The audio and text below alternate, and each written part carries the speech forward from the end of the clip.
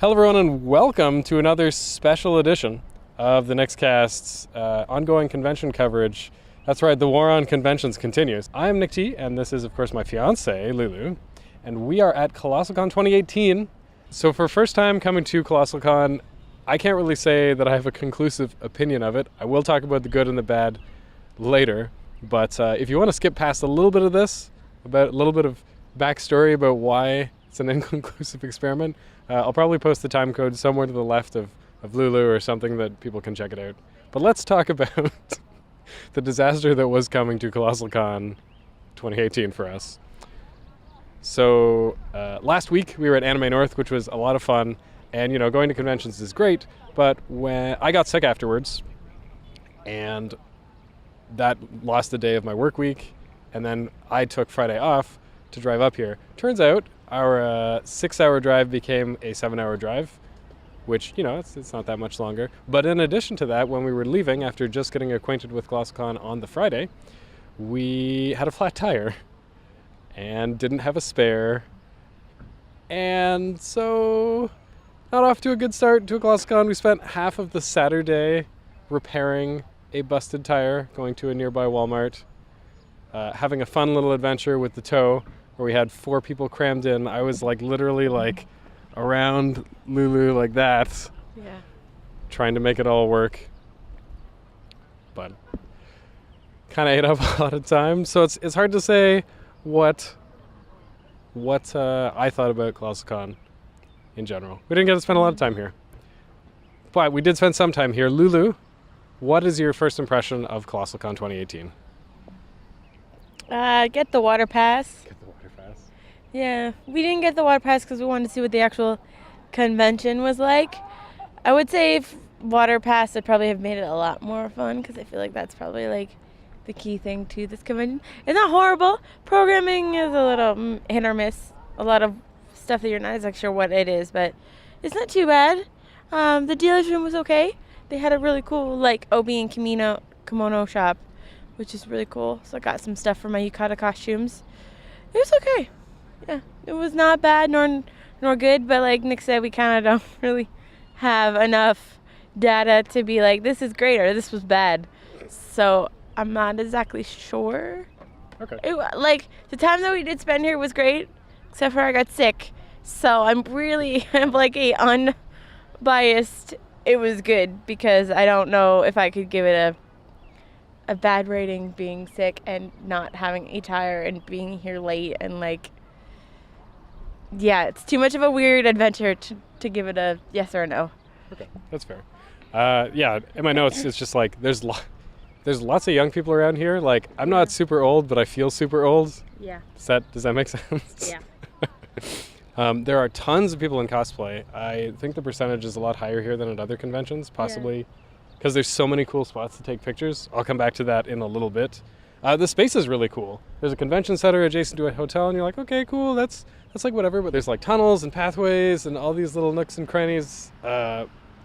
Lots of weird, kitschy decor. Yeah. It's very like African on the inside, like thatches and like browns and dirts and like elephants and lions, and like it's very kitschy, but it's cool kitschy, but like it's kind of what you expect being at a place that their sign has a giant elephant on it.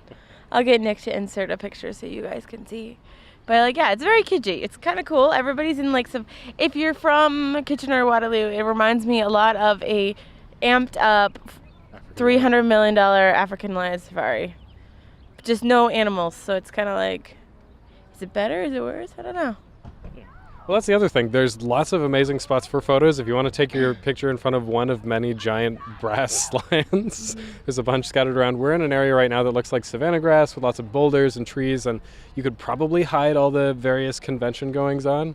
There's a fountain which is probably barely visible from this shot, but maybe is visible in some of the B-roll. Maybe we'll get you to put in some pictures of stuff at the end. Yeah. Also, you can check out the photos from this at instagram.com/thenickscast, where I've probably posted some of the pictures from the event at this point. That being said, this isn't Africa. I don't know why this convention is here. I don't know why there is this Kalahari resort in the middle of Ohio, like near Sandusky. There's a lake like, I don't know, maybe 10 miles that way. Which would make sense if Yeah. there was a resort beside the lake. Yeah, but it's not. We were at a different hotel this time, Mill Creek, which is adjacent to the lake. That makes sense. Yeah. I don't know why, like, we're driving through rural Ohio, and it's like, this looks very similar to rural Ontario. Yes. It's weird. Yeah. So I don't know why this resort is in the middle of nowhere, but it is. As a side comment, there's a lot of drinking. Oh, there's a lot of alcohol. There's lots of people wandering around with these giant Kalahari glasses. Yeah. A screwdriver is not tequila and orange juice. I don't know. Yeah. I don't know how they messed that one up, but our lovely friend Sarah got a screwdriver, which should be orange juice and vodka, and she got orange juice and tequila, which doesn't sound very pleasing, but No. yeah, so there's a lot of alcohol drinking. There's a lot of alcohol drinking at YetiCon as well, but you have to stay in the bar. Here, you can just wander around the whole inside of the resort. I think you can even take it to like the water park and stuff as well. So like, yeah, there, if you are like one of those people that alcohol consumption really bothers you, don't come to ColossalCon. Yeah. Well, so let's not talk about why not go. Let's talk about why should you go to ColossalCon. I have some notes here, but I'm wondering what your thoughts are, Lulu. It's neat. Like the building itself is really neat. The water park's really cool. We didn't get passes because we weren't sure if we wanted to go to the water park. I figured me being sick in water with other people probably would not have been very appreciated. So we didn't get the water pass this time. But like next time if we come to make a better judgment, we're going to get the water passes. But like it looks really cool. Like we kind of like took a tour around the outside and stuff, and the water, like that'd be really neat. Even if you don't want to necessarily come to the convention with all your friends, you can just get a water pass and you can spend the whole day in the water park, and the rest of your peoples can go do whatever. There's lots of cool costumes, so if you like looking at costumes, I don't know, it was okay time. Programming's okay. It's okay. Yeah, there's nothing really like this. Like, we have, the closest comparable thing that I can think of is YetiCon, but if you're in the like northeastern United States and don't have a passport, then like good luck with that. It's because it's in the middle of rural Ontario. It's in cottage country. Yeah. But it's also different because you're next to a mountain. All the programming at all of the programming at YetiCon is more oriented around the fun touristy stuff that's there. Do mini golf on the mountain. Do like a zip line on the mountain. Those things exist here, but they're like, whatever. Do whatever you like. There's the arcade, which I got a couple cool shots of in there. The programming is a little bit eclectic. There's 8 different rooms for stuff to happen in addition to the dealer's room and artist's alley. Mm-hmm. But like, it was weird. I was like, I don't know, is there a cosplay track? Is there? No, it's just like all sorts of just random different panels, and some of them are good and some of them seemed okay. I can't really comment on the actual quality because I wasn't at most of them. Yeah. I would say also why go. It's pretty good value. We spent $50 a person. Yep. American. I don't know how that compares to other conventions. It's probably not that bad. Mm-hmm. And you get 4 days of programming. Yeah. It's Thursday to Sunday, full stuff. Starts on like noon on Friday and ends at 5-ish there's noon on Thursday and ends at Sunday around 5-ish. I think so, yeah. Yeah. So there's lots of things going on here if you want to check that out. I do have a section here for challenges, like things to, not like bad things, but just things to be mindful of if you wanted to come to ColossalCon. Does anything come to mind, Lulu? Mindful of the parking. Yeah. A lot of the parking, there is parking unlike Anime North where you're like, can we even park? So there's tons of parking. However, if you come late enough, you'll have to park on the grass. So I would just make sure that like your car's in good shape, like nothing's gonna pop or anything. When we were talking to the tow company, they were like, we come out here a lot, so maybe just make sure your car is in good shape. Maybe it's very, how do I put this? The alcohol is very like prevalent, and the cup is massive, and so for $22 you get like 2 drinks. So maybe just be mindful of your alcohol intake, because like even on Friday, I ended up having 2, and I'm like, nope, I didn't even finish the second one. So like you might only even maybe need 1, and you can just. But other than that, I don't know. Just be like mindful of people. If you aren't a fan of smoking, there is no smoking laws that say you can't smoke right by the door, so just keep that in mind. But other than that, it's not too bad. I think it's more like statewide rules for things other than actual convention things. Yeah, I mean, I did write some convention kind of things. Like, the hotel is hard to get to. Yeah, Like, we were like, okay, maybe next year we'll take a different way. But there's not really an airport nearby. No, And you kind of have to drive. if we drive, it's a long shot. I guess you could go through Pelee Island if you're going from Ontario. Yeah, that probably would be pretty nice. Yeah, but it's kind of hard to get to, relative to maybe some other cons that are in bigger metropolitan areas. I think there are other cons going on this weekend in the States, so I don't really know how those compare. Mm-hmm. So just keep that in mind, because I don't have anything to compare to. If you like panels, again, bit eclectic of a mix. If you're looking for that kind of programming, maybe not the ideal fit for you. No. The question that I have, though, is do you think it was worth it? Do you think if somebody wanted to come to ColossalCon, it'd be worth it? I think so.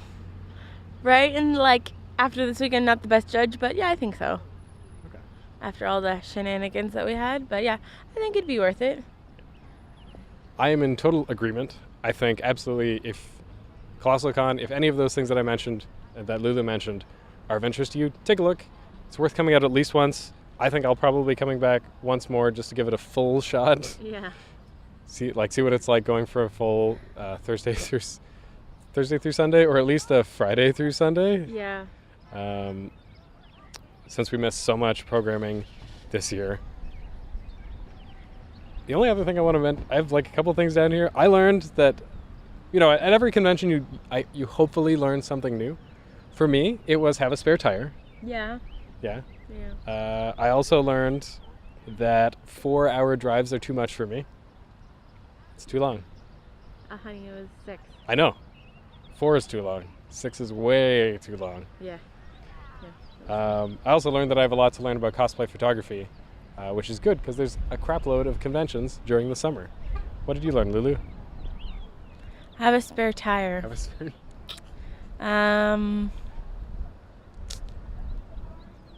Bring spare shoes. We had to stop at Walmart and pick shoes up. So, yeah, bring spare shoes and bring a backpack. That's what I learned. Backpacks. Even just a small one. Just something to carry all your crap in so that it's like over both your shoulders. Cool. And that's pretty much it for us. Hopefully, even though it was a bit inconclusive, you enjoyed our coverage of ColossalCon 2018. Get out of here before it pours. Yeah, we're going to get out of here before it pours. If you like this video and you want to check out some of our other content, you can go to Nickscast.com. It'll list out all the projects that we do. You can go to pretty much any social media at the Nickscast, Facebook, Twitter, Instagram, YouTube, all of those things. You're probably watching this on YouTube. Twitch, all of these places have us. We tend to do a lot of convention coverage. We also have a podcast, fanthropological.com, where we explore the weird and wonderful world of fandoms. Every week, a different fandom. And usually we have guests, hard data, speculation, all sorts of fun stuff. Yep.